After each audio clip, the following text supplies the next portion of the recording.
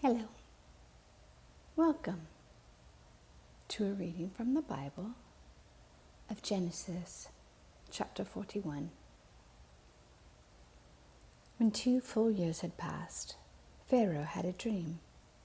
He was standing by the Nile when out of the river there came up 7 cows, sleek and fat, and they grazed among the reeds. After them 7 other cows, ugly and gaunt, came up out of the Nile and stood beside those on the river bank. And the cows that were ugly and gaunt ate up the 7 sleek, fat cows. Then Pharaoh woke up.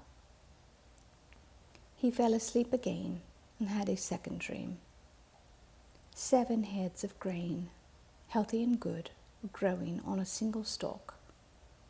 After them 7 other heads of grain sprouted, thin and scorched by the east wind. The thin heads of grain swallowed up the 7 healthy, full heads. Then Pharaoh woke up. It had been a dream. In the morning his mind was troubled, so he sent for all the magicians and wise men of Egypt. Pharaoh told them his dreams, but no one could interpret them for him. Then the chief cupbearer said to Pharaoh, "Today I am reminded of my shortcomings." Pharaoh was once angry with his servants, and he imprisoned me and the chief baker in the house of the captain of the guard. Each of us had a dream the same night, and each dream had a meaning of its own. Now a young Hebrew was there with us, a servant of the captain of the guard. We told him our dreams, and he interpreted them for us, giving each man the interpretation of his dream. And things turned out exactly as he interpreted them to us. I was restored to my position, and the other man was impaled. So Pharaoh sent for Joseph, and he was quickly brought from the dungeon. When he had shaved and changed his clothes, he came before Pharaoh. Pharaoh said to Joseph, "I had a dream, and no one can interpret it. But I have heard it said of you that when you hear a dream, you can interpret it."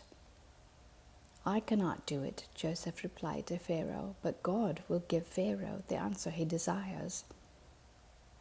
Then Pharaoh said to Joseph, "In my dream I was standing on the bank of the Nile, when out of the river there came up 7 cows, fat and sleek, and they grazed among the reeds. After them 7 other cows came up, scrawny and very ugly and lean. I had never seen such ugly cows in all the land of Egypt. The lean, ugly cows ate up the 7 fat cows that came up first. But even after they ate them, no one could tell that they had done so. They looked just as ugly as before. Then I woke up. In my dream, I saw 7 heads of grain, full and good, growing on a single stalk. After them, 7 other heads sprouted, withered and thin and scorched by the east wind. The thin heads of grain swallowed up the 7 good heads. I told this to the magicians, but none of them could explain it to me." Then Joseph said to Pharaoh, "The dreams of Pharaoh are one and the same. God has revealed to Pharaoh what he is about to do. The 7 good cows are 7 years, and the 7 good heads of grain are 7 years. It is one and the same dream. The 7 lean, ugly cows that came up afterward are 7 years, and so are the 7 worthless heads of grain scorched by the east wind. They are 7 years of famine. It is just as I said to Pharaoh. God has shown Pharaoh what he is about to do. 7 years of great abundance are coming throughout the land of Egypt, but 7 years of famine will follow them. then all the abundance in Egypt will be forgotten, and the famine will ravage the land. The abundance in the land will not be remembered, because the famine that follows it will be so severe. The reason the dream was given to Pharaoh in two forms is that the matter has been firmly decided by God, and God will do it soon. And now let Pharaoh look for a discerning and wise man, and put him in charge of the land of Egypt. Let Pharaoh appoint commissioners over the land to take a fifth of the harvest of Egypt during the 7 years of abundance. They should collect all the food of these good years that are coming, and store up the grain under the authority of Pharaoh, to be kept in the cities for food. This food should be held in reserve for the country, to be used during the 7 years of famine that will come upon Egypt, so that the country may not be ruined by the famine. The plan seemed good to Pharaoh and to all his officials. So Pharaoh asked them, "Can we find anyone like this man, one in whom is the Spirit of God?" Then Pharaoh said to Joseph, "Since God has made all this known to you, there is no one so discerning and wise as you. You shall be in charge of my palace, and all my people are to submit to your orders. Only with respect to the throne will I be greater than you." So Pharaoh said to Joseph, "I hereby put you in charge of the whole land of Egypt." Then Pharaoh took his signet ring from his finger and put it on Joseph's finger. He dressed him in robes of fine linen and put a gold chain around his neck. He had him ride in a chariot as his second in command, and people shouted before him, "Make way!" Thus he put him in charge of the whole land of Egypt. Then Pharaoh said to Joseph, "I am Pharaoh, but without your word no one will lift hand or foot in all Egypt."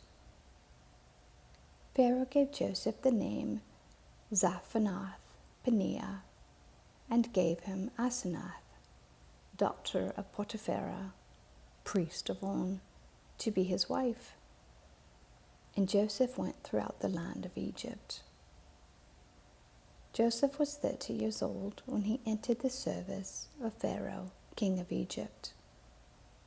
And Joseph went out from Pharaoh's presence and traveled throughout Egypt.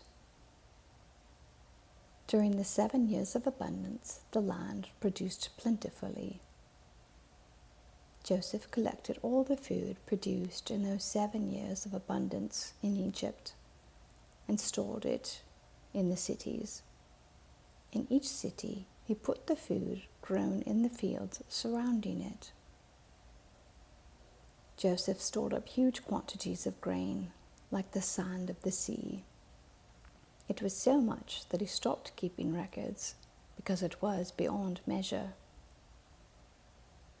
Before the years of famine came, 2 sons were born to Joseph by Asenath, daughter of Potipharah, priest of On. Joseph named his firstborn Manasseh, and said, "It is because God has made me forget all my trouble and all my father's household." The second son he named Ephraim, and said, "It is because God has made me fruitful in the land of my suffering." The 7 years of abundance in Egypt came to an end, and the 7 years of famine began, just as Joseph had said. There was famine in all the other lands, but in the whole land of Egypt there was food. When all Egypt began to feel the famine, the people cried to Pharaoh for food. Then Pharaoh told all the Egyptians, "Go to Joseph and do what he tells you." When the famine had spread over the whole country, Joseph opened all the storehouses and sold grain to the Egyptians, for the famine was severe throughout Egypt, and all the world came to Egypt to buy grain from Joseph, because the famine was severe everywhere. Amen. Thank you for listening.